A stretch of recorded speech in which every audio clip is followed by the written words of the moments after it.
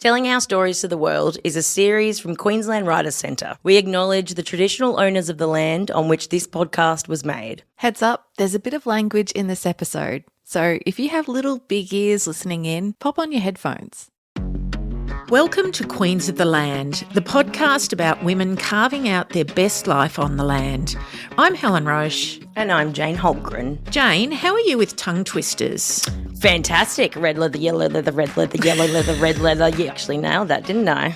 And that's relevant because today we're meeting an auctioneer. 275, bit of a 5, now 5, bit of a 5, offered on 275, right here in front, that's what you're going to get. On a 275, bidding done, 275 buys. Ladies and gentlemen, round of applause. Woo! Let's get a round of applause. I have no idea what just happened, but I'm really excited by it. That is such a skill, isn't it? I talk fast, but I couldn't talk that fast if I tried. And I probably would have bought myself 5 cows because I don't know what was going on. This is Sarah Packer. She's a livestock agent and auctioneer from Roma who has had to overcome some pretty big challenges. Question, what is a livestock agent? I'm going to let her answer that. You're the in-between person, I guess. So if someone's breeding cattle, they aim to sell their weaners. So we work with them. We find the best avenue to sell that weaner onto the next stage of the business. Wiener. I could see you giggling then. How does she not? How does she not? I have an 8-year-old son, okay? It's an occupational hazard at this stage of my life. Wiener. I don't know if you know this, Jane, and you might because you live in Dalby, but Roma stockyards are a really big deal. Roma's got the biggest selling centre in Australia. It's very, very competitive. Like there could be 10,000 head at the Roma saleyard, but yeah, being in Roma, you gotta have a go at auctioneering. So be a bit of a shame to miss out on that one. So paint me a picture. Sarah's wrangling all this cattle to be sold. So how does it work? Yeah, she's actually standing up on what they call the catwalk. When you think of catwalk, what do you imagine? I imagine I'm a model, you know what I mean. Do my little thing on the catwalk. What do you shake? Yeah, that's not what it is. Basically, at the sale yards, the selling pens, so where the livestock get held, you're actually above those pens, up high on a catwalk. So you're looking over the cattle and you're also looking down at all the buyers. You could be there on a day when there's, 100 people standing in front of you and not everyone's a buyer. So it's a big area and you've got to be able to keep your eye on everyone and make sure you don't miss anyone that could flick their finger up or nod their head and, try to get that cheeky steal of a buy. So, Jane, how do you reckon you'd go standing up on that catwalk selling cattle to 100-odd old mates? I think I would have more success actually modelling, which is to say none at all. Sarah says that the first time was really scary. Oh, very nervous. Probably thought I wasn't going to breathe. I still get nervous now. Like I still get nervous, a sense of adrenaline rush before every sale. You could still stuff up. You don't know what's going to happen. You just got to get up there and give it your best. But yeah, a lot of breathing techniques. And as you can imagine, there's not a lot of women livestock auctioneers getting around. Yeah, how did she get into it? Well, she grew up on the family farm, but, when times are tough, you've got to get a job off the farm. So she started driving road trains between Queensland and South Australia. Hang on. So road trains as in those things that overtake me on the Warrego Highway all the time that are basically just buildings on wheels? Yep, that exactly. Is insane. She must be tough stuff, hey? Oh, the first time I got behind the wheel of a road train, I didn't actually have a licence and it just happened to be a local cattle carter who was doing paddock shifts for my parents, so from one property to another. And he goes, you could probably drive this. And, well, I've driven my dad's truck and they've either got no brakes or no clutch or both. So to have something with good brakes and a clutch was definitely a bit different. But he gave us a quick lesson and we poked along and thought, oh, well, that wasn't too bad. Yeah, definitely sort of fell into it. Driving trucks from, South Australia to Queensland, carting hay. She was 23 at the time that she was driving road trains. You know what I was doing when I was 23? Driving my Mazda 3 into clotheslines. That's what I was doing. So got to see a lot of country and a lot of dry areas. And then I just wanted to come home. I just missed it. I still needed that off-farm income and I just applied for everything that I could closer to Roma. And I just I actually applied for this livestock agency role and I got the phone call and got the job, and it was a learning curve and it was exciting, and I definitely didn't think I'd ever be an auctioneer. It wasn't something that even I thought about prior to chucking my resume in. Roma is one of those places where it doesn't surprise me that she got homesick, because the people of Roma, and quite rightly, love Roma. There is this beautiful town pride there that I was just inspired by and in awe of. So, yeah, I can completely understand why she wanted to go back there. It's a beautiful place with beautiful people. I also love the fact that she was just like, I'm just going to chuck a whole bunch of resumes in and see what comes up. Like, she is just obviously one of those people that is going to go and live this extraordinary life because she just says yes to things. Yep, I'm going to have a go. I'll just put in, I want to go home, see what's out there. Yeah. Livestock auctioneer, of course. Okay, so my question is, how do you train to be an auctioneer? Is there an auctioneer school that one goes to? The Australian Livestock and Property Agents Association, they actually provide training schools for young auctioneers. So they get speech therapists in, they get very experienced agents in that are auctioneers, and they fine-tune you, you're not breathing right, or you're trying to go too fast, or they get you down to basics. But at the end of the day, it's just a lot of practice, a lot of tongue twisters, a lot of counting, and just a lot of repetition. It takes years. You feel like an absolute fool when you're starting. That doesn't go away quickly, but with a lot of practice, and it is a lot of fun, and it is very, very rewarding. I love that they get, like, it's, livestock auctioneer sort of vibe, quite hyper masculine environment. But at our auctioneer school, let's get in some speech therapists and some breathing professionals, and we'll work on the tool that is the voice. Yep. Red leather, yellow leather. That's like just such an interesting juxtaposition. Yep. And as you can imagine, there aren't a lot of women doing this kind of work. I worked for my father, so if I can handle him, I'm not too worried about some old fellas in the yards. But in saying that, I got a lot of advice from a lot of those men in the yards. Like, if they want to help you, they will. If they can see that you're trying, I'm nowhere near the auctioneer that I am now if it wasn't for a couple of great blokes in the yards that gave their time and gave their advice. So there is definitely gentlemen out there that will help you out if you're willing to put in the hard yards and actually have a go at it. You're there to do a job and you're there to do it well. You shouldn't be looking up there and thinking that you look good on the catwalk and you sound great. You should be thinking about the outcome for your clients and getting the best possible return for them, because at the end of the day, they've done a lot of hard work to give you a small amount of time to get the best result for them. Instead of this high-pitched girl yelling from the catwalk, it was, we're here to buy, here to sell, and here to get on with it. So in a way, it's kind of like a real estate agent on steroids, and you've got to get the best money that you possibly can for your cow. Yes, that is amazing to think about when you put it like that, that pressure of getting the best result. I also really love how she talks about how the men, once they knew she was serious, took her under their wing and taught her everything she knows. That's really heartening to hear. Also, shout out to all those dads out there who gave us a hard time growing up and thus, made us who we are. That's for another day. Yeah. So Sarah's career was going great. She was winning awards, working her butt off in the saleyard, when something happened that she didn't see coming. Everything was going good, probably too good. So anyway, crikey's about 4 years ago, side of a crush let go and hit me, and I've done a bit of damage to my back. What's a crush? It's what they use to hold a cow in place. It's like a metal box. And unfortunately the side gate let go, so this big metal frame let go while the beast was inside and came around and hit me on my left side. I didn't think much of it at the time. It bloody hurt, but anyway, the job needed doing, so just, charged on and tried to have a go, and, a bit of pain just kept turning into more pain, and I wish I would have broke something and fractured it. That would have been the simple thing. I've had bilateral radio frequency ablation, so basically I've just burnt out all the nerves in my lower back, so the lower base of my spine and all my sacro joints and just everything in that lower region I've burnt out just to try to reduce that stabbing nerve pain, I guess you'd say. Oh, my God, That's a tough woman.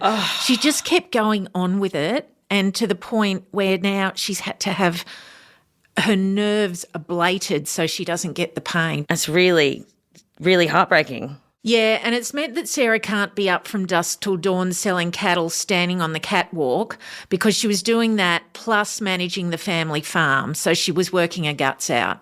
So I'm not going to the saleyards and walking for 12 hours a day and drafting cattle and staying on my feet all the time on that hard ground. So basically now I just get to deal with a hat full of clients that I thoroughly enjoy their company, and it's not a big workload. So it's, they're quick visits. And if I need to just sit or lay down, I can just sit or lay down. I can still keep my feet in the game a bit. Wow, that sucks. And how is she dealing with the pain? Yeah, well, she was only 28 when she got hit, and it's been 4 years now, so she's still only 32 years old. I came across a very good pain psychologist, and obviously when you're off the land and you think pain psychologist, you just, think, bloody hell, why would you even bother doing that? But anyway, push came to shove, and I ended up talking to him, and he was really great. It was no bullshit. Like, you'd be talking to him and it's just the frustration. He's like, well, if you're going to go out and do that work, it's fucking going to hurt. So you're just going to have to make peace that you're not going to be able to do anything for 3 days after that. But it was just that common sense, like, pull your head in. You're just going to have to accept it, be happy with what you got, call for help a bit more. And, yeah, I don't know if it's the place to say, but medicinal cannabis is a very good thing. I utilise that oil. I've got a script from a wonderful doctor down in Sydney, and that helps astronomically. Most of the time I rub it on. It basically replaces the massage oil. You can get the CBD oil with low THC content, so there's definitely options out there. Don't think you're going to be going around high all the time by any means. Wow. Good on her. I have full respect for her putting that out there, the THC oil and the pain psychologist. She was forced in those moments, like we all sometimes are in life, to choose something that we never thought we would have. She was brave and courageous, and she went and did those things, and that's amazing.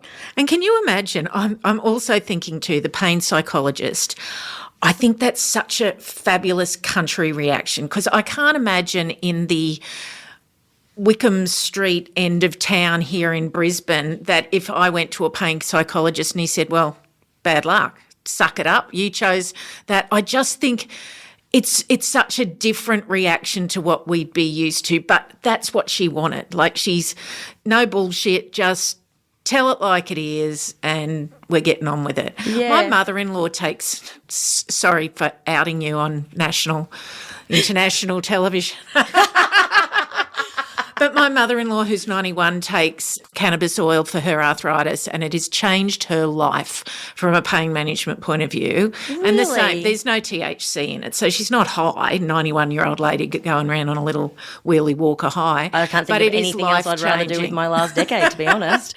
But it has absolutely changed her life. She's still living at home because she could use that. So yeah, that's fascinating. It is fascinating, yeah. So has she had to give away auctioneering? Well, she's not at the Roma saleyards at the moment, but she's found another avenue for her auctioneering skills: charity. Oh, well, you can have a beer in your hand while you're doing it, for one. They definitely are my favourite thing to do as a charity auction, because you get to work with the committees that are holding these events, and they're great local people that just want nothing better than a good time for everyone in the community, plus to raise some funds along the way. Because I do miss standing on the catwalk. I do thoroughly miss that aspect. So I guess I'm substituting that for these charity auctions. They're a ball of fun, and everyone's there to have a good time, and it's still a challenge in itself. It definitely is always a challenge. You might have a rowdy crowd or one that's too busy drinking, so you got to keep it active, got to keep it lively. 3, the Polished Horns. Ladies and gentlemen, kindly donated by the Polished Horns Australia, Brian and Wendy. Oh, that is great. The Polished Horns. The Polished Horns Australia. That's, yeah, not surprising at all that she has then gone, okay, what am I going to do? I'll do these charity auctions. And that is something that is filling her cup now. And that, speaking of cups, she can have a beer in her hand while she's doing it. Exactly. It'd be making you feel good.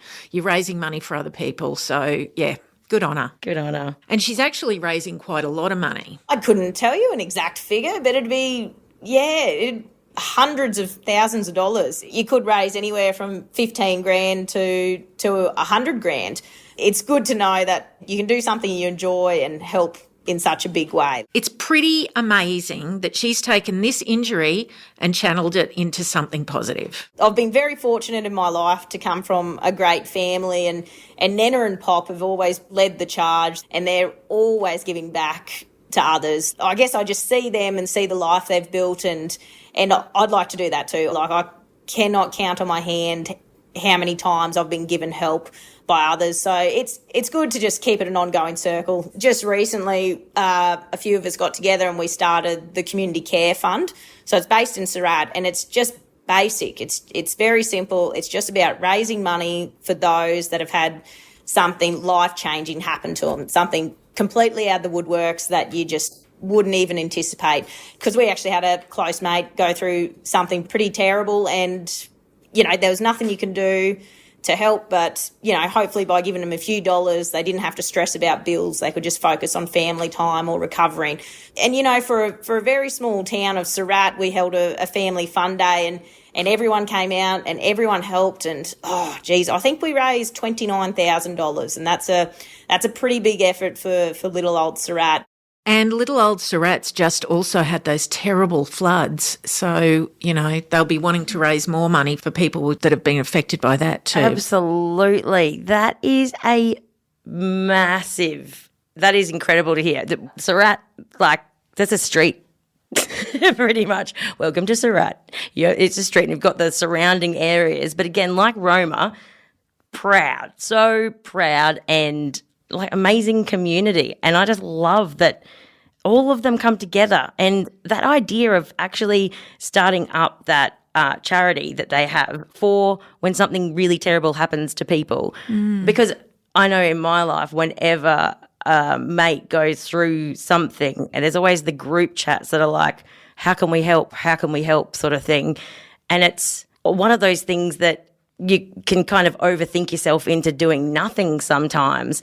And to think that they've gone, we don't want to do that for when our community members go through something really big. We're going to do something super practical and have something in place where we have this model of what we do when something happens and how we can actually practically help. It's such a country thing, isn't it? It is. It's like, yeah. Don't just cook a lasagna, like have a massive day raising chunks of money, and that can really make a difference. I just love that. It is. It's really incredible. So what I love about Sarah's story is that she took something, an injury that knocked her down on her ass at 28, peak of her career, and instead of letting that get her down, she's put that energy back into the community. Also, if there's anyone listening who's interested in auctioneering, she's got some advice. Reach out, just reach out to me. I will give you a rundown of like how I trained, how I practice. I'm more than happy to share that.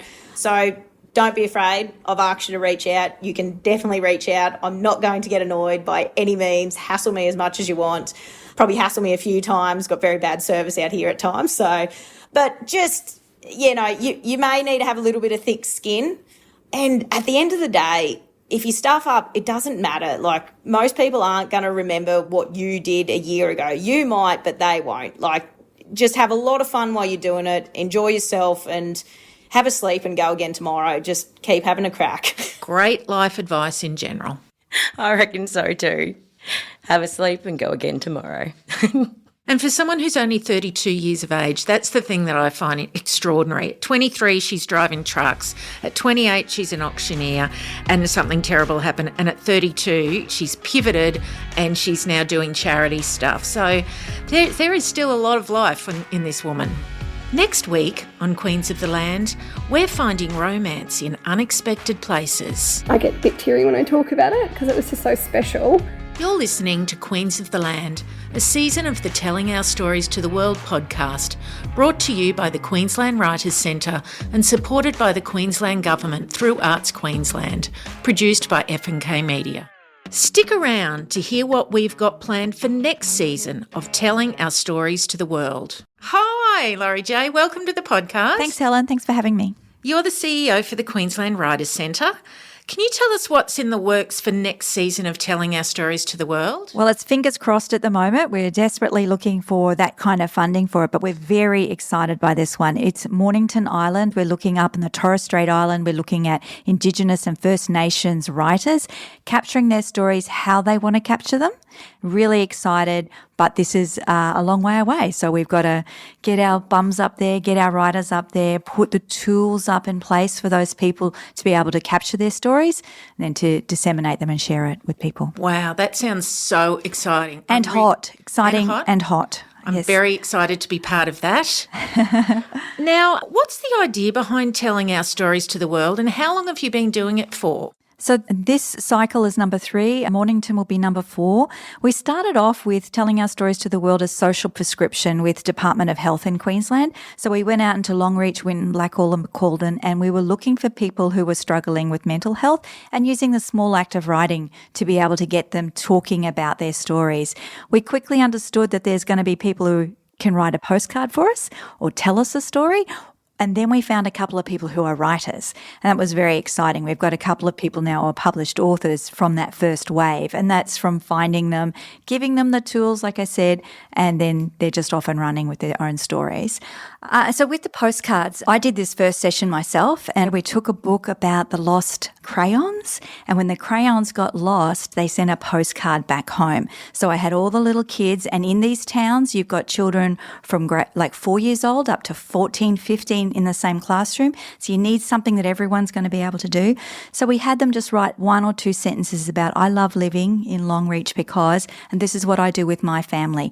Then we told them we were going to share this postcards. We're going to post them around the world. And the first year we went to Germany and Japan, and we sent them to classrooms over there, and they wrote stories back as well that we then sent back to those schools. So it really was like a postcard exchange between 2 very different groups of children across the world. This allows us to talk to the children, and the children go, Mum, I really liked this. Take me to the library this afternoon where those trainers are going to be. Then we get to speak to the parents. So it's really a double kind of, it's a folded environment where we start off here with the aim of like, let's speak to the parents about what their worlds are like out here. And do they have any, in this particular instance, mental health issues that we needed to tackle? Second wave was working with climate deniers, so the Department of Science and Environment. Really exciting. You're talking to kids in schools, trying to meet their parents so that we can have that really deep conversation about what does it look like when we tackle climate, when we have to endure it, when we're living with it, it's not going anywhere. So what are those changes? Using the kids to get their mums and dads down to the libraries, and again, the small acts of writing. And we found some great stories that we shared through anthologies and things like that. And then last year? Well, last year was Helen's year. We met with camels, we met with women on their farms, women in rural and regional Queensland in that southeast region. And I think what's really important here is these stories need to be told in their voices. We haven't homogenised these stories. They are very clearly coming from the land of those people and sharing it with the rest of the state, the rest of the country. And now on a podcast. What a wonderful project, Laurie J, and I think everyone should get on board with it. Now, if people do have an idea for any seasons, would you like to hear from them? We would love to. In particular, if you know something about your region that the rest of us think we know, but we probably have the wrong end of the stick because, we're from the city or we're from, the coast or something like that. We really want to find, did you know that this is what happens out here? One of the things that was very exciting with the first Telling Our Stories to the World was we asked kids, what's it like to live in Blackall? And they'd be like, I go pigging with Dad and we have meat and 3 veg. And we were like, from the city, we were like, oh, really? And is that the same when we send those postcards to the children in Japan? And the kids were like, yes. I'm like, do you think they've got guns? Oh, wouldn't they? Do you think they go pigging? Do you think? And it was very much this broadening of their world as well as they come in. And that's something we want to keep their stories, but share them with the rest of the world and then vice versa. So I think that's one of the most powerful things that this project does, is share those stories. Thanks so much for that, Laurie J. It's a really exciting project and I'm very interested in seeing where it goes to next. Well, if anyone calls from Hamilton Island, we are free to also help with those stories. Definitely.